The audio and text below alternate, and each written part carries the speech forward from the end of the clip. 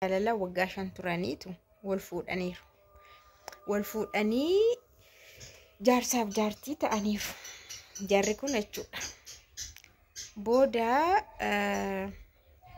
isheen lafa ishee gurgurattee lafa qabdi. Lafa gurguratteetu hojii wayii banani. Hojii wayii bananii maciis taa'ee dhagamu. Maal taa'een dadhabe taa'ee odeesse dadhabe.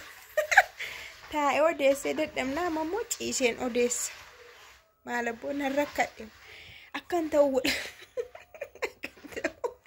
kan ta'u wallaalee inna lafa ishee gurguratteetu lafa ishee gurgurattee jechuudha. Hojii banatanii isa ishee lafa gurguratte keessaa ammoo jaarsi ishee kun jechuudha. Namicha isheen waggaa 5 jaalala wajjin turte amma abbaa manaa ishee ta'eef kuni birrii 25,000 irraa liqeeffate. 25,000 irraa liqeeffatee miliqe. Baqa hinuma deemee jechuudha mana. Booda iddoo ta'e deemee achumaan deebi'uu dide. Nagaan isiniif haa ta'u kabajamtoota hordoftoota akkam jirtu. Nagaa keessanii ani baay'ee nagaa ku galata waaqa baga jiraattan baga har'a geessanii egaa ciisuutti hin jira rafuutti hin jira tun ciisuu garuu to rafuu garuu maaliif viidiyoo kana isaanii dalaguu jira kanaafi jedhee yaade jechuudha. Egaa taateen kun eessatti ta'e seetanii Arsii Nagalleettidha. Yeroo darbilleen dubartii way Arsii Nagalleetti abbaa manaa ishee maaloodha maqaan isaa inaaffaadhaan kan biran irratti fuudhuuf dubbii masaanuutiin halkan sa'aatii 9 kaatee qottoodhaan maal gootee ajjeestee waggaa 25 itti faradame moo waan akkasii dhageessanitti mitire. Ammas wanti kun ammas kan ta'e Arsii Nagalleettidha. Jarri kun jechuudha. Lafa qabdi dubartiin kun lafa ishee gurguratteetu hojii seenan hojii banatan. Hojii banattee inni immoo birrii isuma hafe keessa 25,000 liqeessee jedheen. Amma dubbii liqii kan haadha manaaf abbaa manaa lakka birrii walii liqeessu jechuutti dhufuuf hanga dhumaa dhaggeeffadha. Walii liqeessu moo walii kennu haadha manaaf abbaa manaa? My goodness. Isa booda namni kun 25,000 isaa fudhatee xarrgeedhee bade. Booda waggaa tokko guutuu ufuu didee waggaa tokko booda bilbilee fi dhiifama naa godhii adaraa keeyyuu baqaa jedhee dawwalaaf. Janas dhiifama sii godheeraa kottu wal argina baqaayyuu jetteen ishee. Ishi jedhee isheenis hoteela tokkotti beellamteeni hoteela kireessitee jechuudha. Hoteela kireessitee beellamtee hoteela sanatti namicha kana fiddee dhuftee nama kana baqa maal cuubeedhaan waraantee qaama isaa maal maalii goote gifii jechuudha. Gifi jedhani Amaariffaan maalidha tokko gifii kan biraa maal dirgiitii jedhani maal dirgiitii ani qaama isaa maal goote laata. Atsayyaafii gifii atsayyaafii dirgiitii eeyyena gocha jibbisiisaa ishee jedhan. Achi namicha kana lubbuu isaa achitti baastee isa booda poolisiin ishee to'ate jechuudha. Poolisiin ishee to'atee umurii guutuutti murteessee jechuudha. An kan hin jedhu birrii 25,000 amma yoo jaarsa ishee fudhatee bade maan isa iyyuu liqeessiteef. Isin anuma isinitti deebisuuf dubbiin gara keessanitti deebi'u. Isin amma jaarsi keessanii birrii kennaartu moo liqeessaartu? Dafa kuna biyya keessa ta'a biyyuma keessa taa'ayyuu birrii walii liqeessa jaarsaaf jaartii. Anu maal nan kennaaf immoo nan liqeessaa fiira qosti moo satu naa kenna moo naa liqeessaa.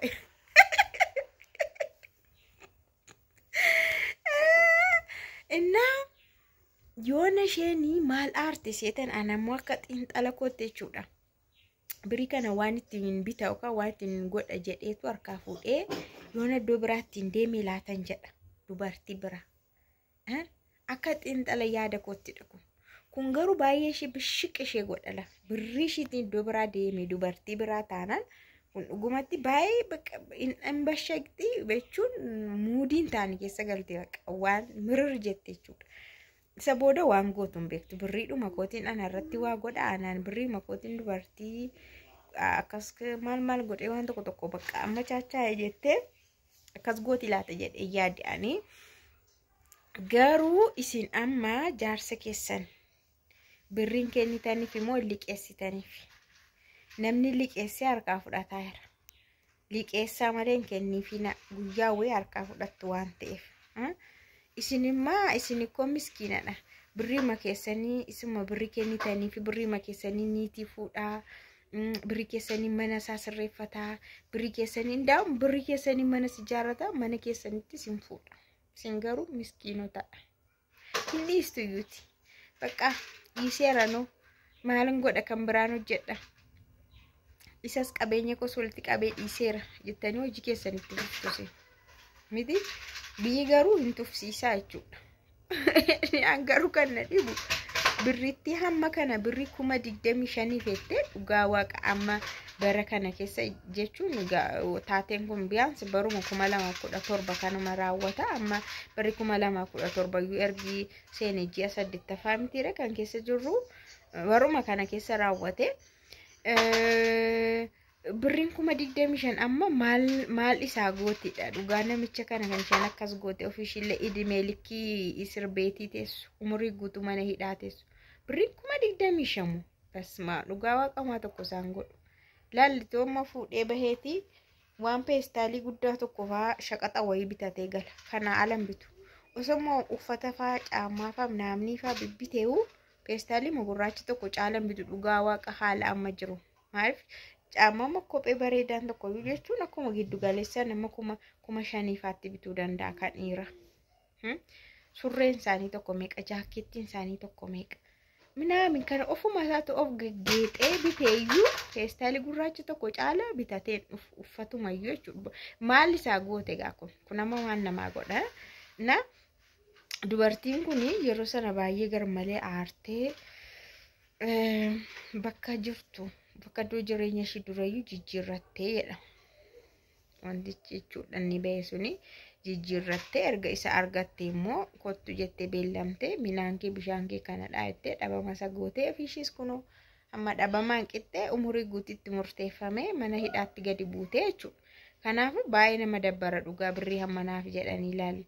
Birrii 25,000 jettee akkana kisaaraan taane keessa galuun ishii bakka afoona lillaayittee birrii ishiis dhiistee dhaqee iddoo barbaadaa jiraatu. Maal namni kana olutti isin amma birrii 500 birrii 200 birrii 100 faa kana ol isin jala kan nyaatame hin jiru dhiisa waan taane yaadina dhugaa gatii keessan waaqayyo irraa argattu isiniif kan gatii keessan kaffalu waaqa nama miti namni yoo simmiidhee gatii keessan kan kaffalu waaqa kaasaa kan sinii kaffalus waaqadha. Namni garuu badiisaa sana humatti gaafatamu malee akka balleessitti hin hafu akka nyaatetti hin hafu dhugaan siniin jedha. Naa kana fakkaatan siniin jedha bakka amma asumaan deebi'ee rafaa viidiyoo kana sin garuu laayikii godhaa deebi'ee rafuun qabaani.